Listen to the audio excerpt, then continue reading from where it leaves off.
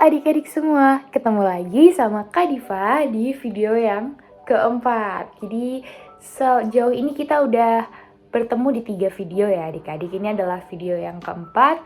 Dan hari ini topiknya menurut Kak Diva sangat ringan untuk adik-adik. Kenapa? Karena topik ini sangat dekat dengan kita, sangat mudah dijumpai, dan bahkan kita sendiri bisa merabanya, bisa mengenalinya secara langsung, dan menggunakannya secara langsung. Topiknya tentang apa kira-kira? Topik hari ini adalah tentang tubuh manusia. Jadi tubuh kita sendiri nih, karena kita kan manusia.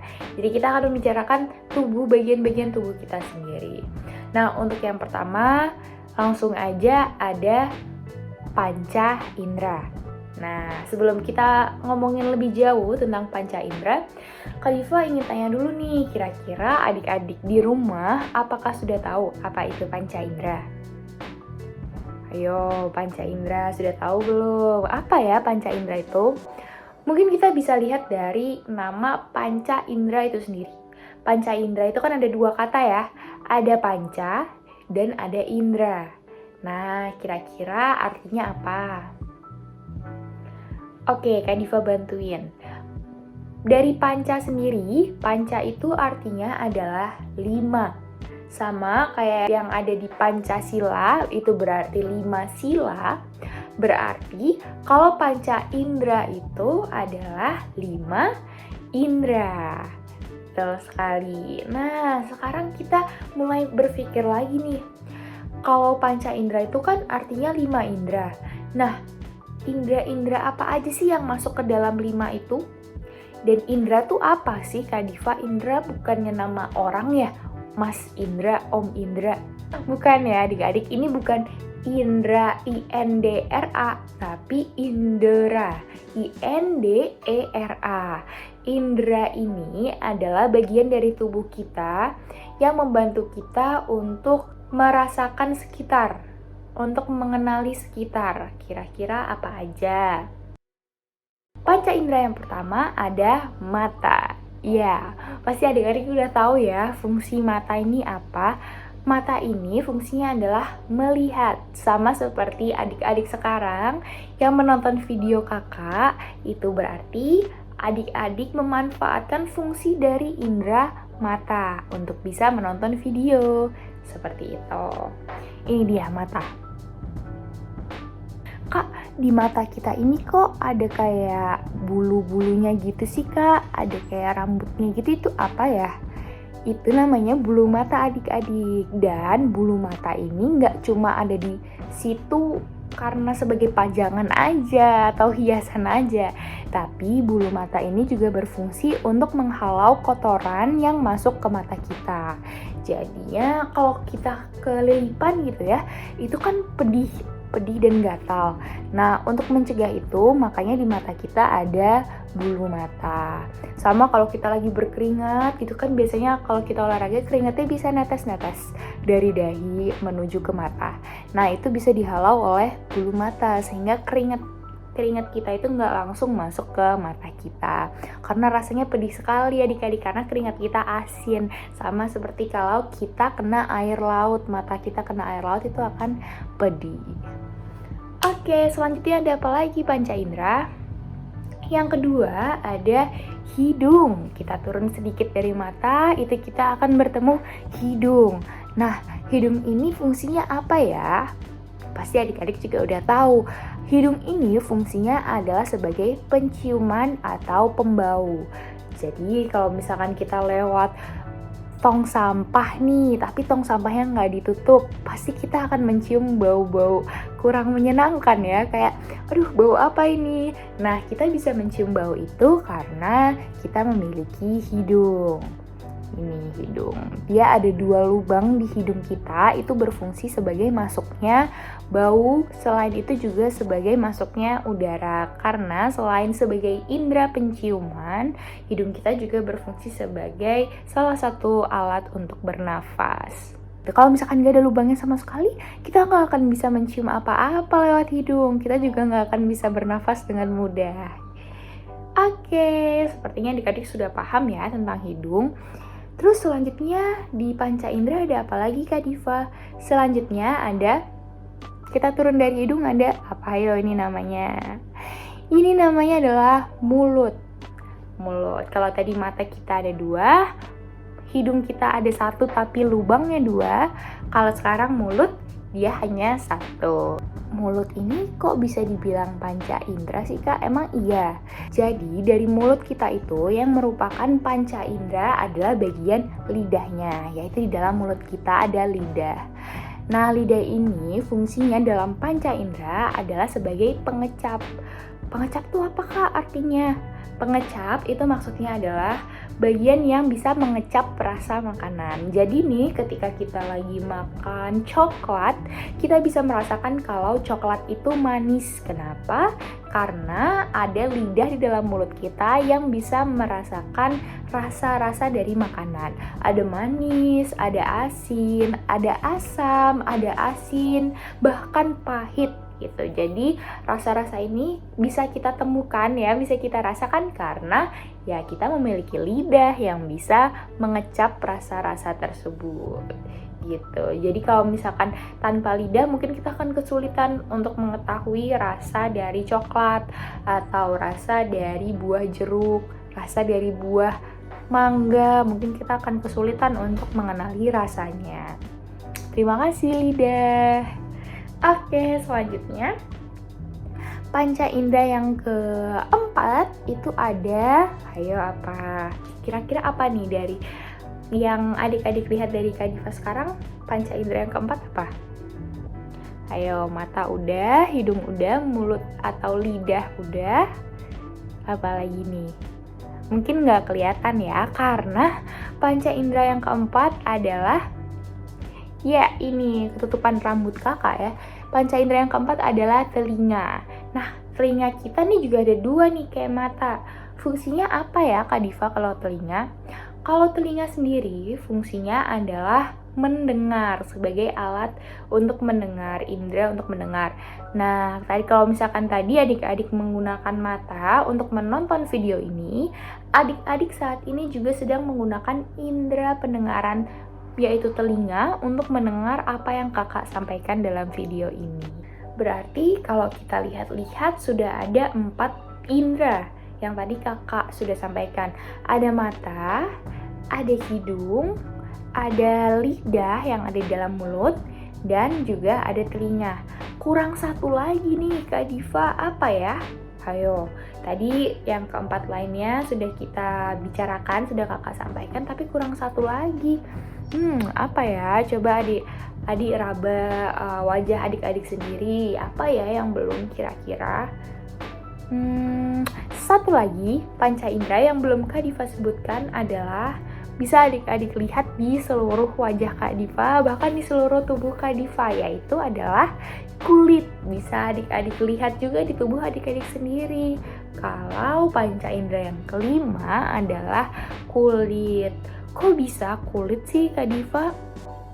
Karena kalau tadi mata untuk melihat, hidung untuk membau, lidah untuk mengecap rasa, telinga untuk mendengar, kulit ini fungsinya adalah untuk meraba.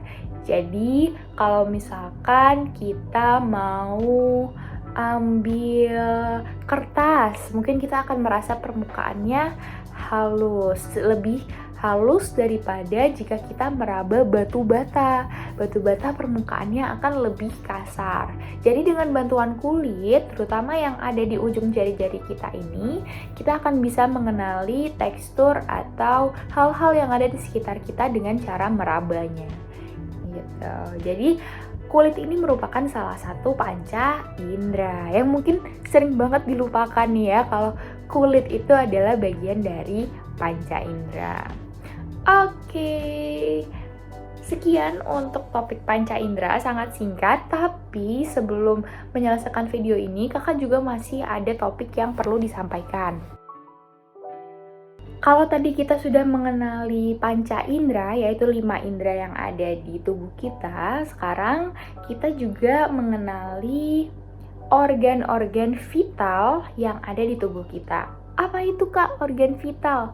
Organ vital ini adalah organ-organ yang sangat penting ada di tubuh kita karena fungsinya adalah membantu kita atau sebagai penunjang kehidupan kita sebagai manusia. Apa aja ya organ-organ vital itu? Organ-organ vital itu rata-rata tidak ada di luar tubuh kita ya adik-adik. Karena dia vital atau sangat penting, organ-organ ini semuanya ada di dalam tubuh kita. Karena mereka perlu dilindungi dengan perlindungan yang lebih baik. Gitu. Apa aja? Yang pertama ada jantung. Ya, betul banget jantung. Kenapa jantung termasuk organ vital? Karena jantung ini adalah salah satu organ utama yang memompa darah-darah ke seluruh tubuh kita.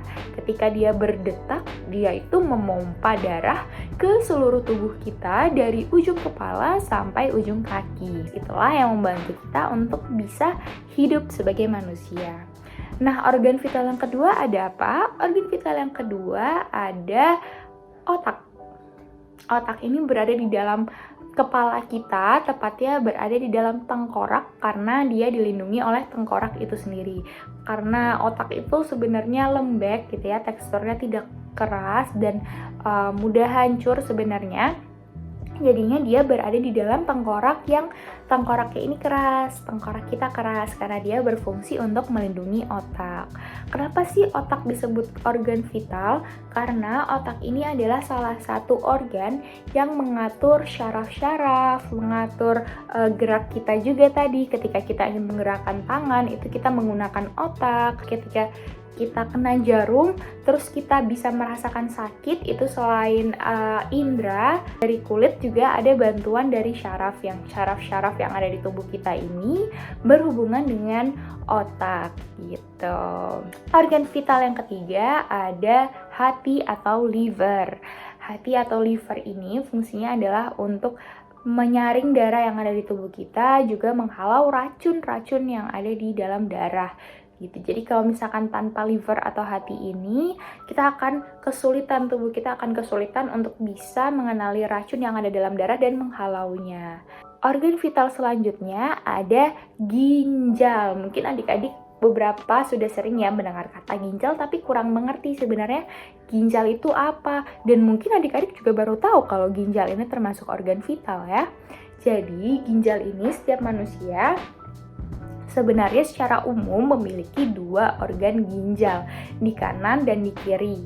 Ginjal ini fungsinya adalah untuk menjaga kandungan darah, yaitu ada mineral dan elektrolit. Jadi dengan bantuan ginjal, kandungan dalam darah kita akan lebih seimbang. Makanya ginjal ini dikatakan sebagai salah satu organ vital. Nah, itu dia organ-organ vital yang ada di tubuh kita. Rata-rata ada di dalam tubuh ya, tidak di luar tubuh. Jadi kita tidak bisa melihatnya secara langsung karena mereka vital, mereka penting dan mereka harus dilindungi. Begitu. Setelah mengenali bagian-bagian tubuh dan organ di dalam tubuh kita tadi, baiknya kita sebagai manusia jangan lupa untuk senantiasa bersyukur karena kita telah dianugerahi tubuh dan organ-organ tadi yang sudah kakak sebutkan. Begitu, jangan lupa untuk selalu bersyukur ya adik-adik. Nah, salah satu cara untuk mensyukuri bagian-bagian tubuh, organ-organ yang kita miliki, termasuk tubuh kita secara keseluruhan, adalah hidup sehat dan makan makanan yang bergizi. Itu salah satu cara untuk mensyukuri tubuh kita. Cara mensyukuri tubuh kita itu bermacam-macam ya adik-adik, dan yang paling mudah kita lakukan adalah untuk hidup sehat dan makan makanan bergizi. Hidup sehat itu berarti kita harus menjaga kebersihan. Jangan sampai kita nggak mandi 1 bulan gitu ya. Kalau kita nggak mandi 1 bulan, nanti bukan cuma kita yang merugi, badan kita jadi sakit, tapi juga orang lain di sekitar kita. Nanti mereka kebawaan gitu. Jadi jangan sampai ya kalau misalkan nggak mandi 1 bulan. Jadi harus menjaga kebersihan seperti potong kuku juga, keramas, membersihkan rambut dan sebagainya. Jangan sampai badan kita kotor dan malah menimbulkan penyakit untuk diri kita sendiri. Yang kedua juga olahraga. Kenapa olahraga ini penting? Karena dengan olahraga ini kita bisa menjaga tubuh kita untuk tetap bugar dan sehat. Apalagi di saat pandemi saat ini, Mungkin adik-adik termasuk kakak sendiri akan jarang beraktivitas. Kita akan lebih sering di rumah, dan ketika di rumah tidak banyak aktivitas yang dilakukan, sehingga tubuh kita jadi mudah lemas dan tidak bugar lagi. Begitu. Makanya kita perlu olahraga, terutama di luar rumah, mungkin di teras rumah begitu ya, supaya kita mendapatkan sinar matahari yang penting untuk kita. Selanjutnya adalah makan makanan bergizi, makan makanan bernutrisi yang cukup untuk kita. Makanan ini berupa karbohidrat. Nah, karbohidrat ini contohnya nasi, kentang, singkong, itu adalah contoh-contoh karbohidrat. Biasanya kalau orang Indonesia itu lebih sering karbohidratnya diambil dari nasi gitu. Kalau misalkan orang-orang di barat mungkin beberapa karbohidratnya diambil dari roti. Itu sebenarnya tidak beda jauh, sama saja. Mie sebenarnya juga termasuk karbohidrat gitu ya. Jadi karbohidrat ini macam-macam. Kalau kita biasanya menggunakan nasi sebagai karbohidrat. Terus juga protein. Protein ini biasanya terdapat di lauk pauk. Lauk pauk itu seperti daging sapi, daging ayam, daging kambing, kemudian ada juga telur, itu termasuk protein. Jadi biasanya protein ini terdapat di lauk pauk yang adik-adik makan. Ikan juga termasuk lauk yang memiliki protein tinggi, begitu. Terus setelah ada karbohidrat, ada protein, selanjutnya ada vitamin. Nah, vitamin ini penting. Vitamin ini biasanya ada di buah-buahan. Kalau misalkan kita makan jeruk, kita bisa mendapatkan banyak vitamin C. Jadi vitamin-vitamin ini banyak bisa kita temukan di buah-buahan. Selanjutnya ada mineral. Kalau mineral ini biasanya ada di sayur-sayuran. Jadi kalau kita makan nggak pakai sayur, itu kita bisa kekurangan mineral yang penting untuk tubuh kita. Sayur juga nggak hanya mengandung mineral, tapi beberapa dari sayur juga mengandung vitamin. Seperti wortel yang kita kenal sebagai sayur ya selama ini, itu juga punya vitamin A yang tinggi. Jadi kalau dari 4 hal tadi yang kakak sampaikan, ada karbohidrat, ada protein, kemudian ada vitamin dan mineral, itu berarti kalau kita membutuhkan nutrisi yang cukup, mudahnya contohnya adalah kita makan nasi, pakai lauk, pakai sayur, terus juga ada buah sebagai pendamping. Begitu, itu untuk mencukupi kebutuhan kita. Kalau susu gimana kak? Susu juga baik sebenarnya dikonsumsi oleh adik-adik, apalagi adik-adik sekarang sedang dalam masa pertumbuhan. Tapi yang esensial atau yang penting untuk mencukupi kebutuhan nutrisi kita adalah 4 tadi. 4 yang sudah kakak sebutkan. Susu ini hanya sebagai pelengkap saja. Begitu ya, karena susu juga mengandung banyak manfaat. Salah satunya adalah kalsium. Kalsium ini untuk menguatkan tulang dan gigi. Selain vitamin D yang ada di matahari ya, itu juga ada bantuan dari kalsium.